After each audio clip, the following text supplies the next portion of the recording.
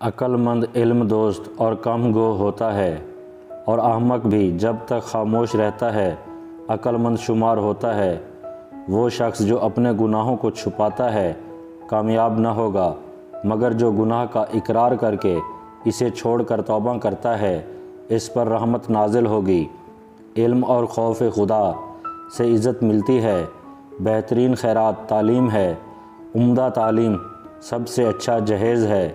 کسی شخص کا تعلیمی یافتہ ہونا اس کی بہترین مالیت ہے۔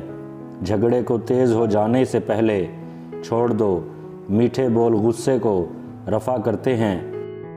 عقل مند وہ ہے جسے غصہ دیر سے آتا ہے۔ جو مفلسوں پر رحم کرتا ہے وہ اپنے خالق کی عزت کرتا ہے۔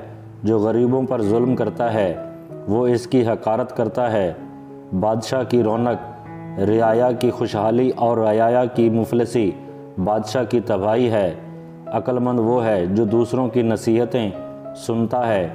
دل کے راز ظاہر کرنے والا جاہل اور اسے آخر تک چھپانے والا دانش مند ہے۔ بے وقوف کے ہاتھوں پیغام بھجوانا اپنے پاؤں پر کلہاڑی مارنے کے مترادف ہے۔ جھوٹے گواہ سے خداوند کریم نفرت کرتا ہے اور سچے گواہ کو سیدھا راستہ دکھلاتا ہے۔ حسد بدن کو گلا دیتا ہے جبکہ قناعت بدن کو تازگی بخشتی ہے۔ اس کا منہ کنکریوں سے بھرا جائے گا جو دغا کی روٹی کھائے گا۔ نکتہ چونی کرنے والا آفت میں گرفتار رہتا ہے۔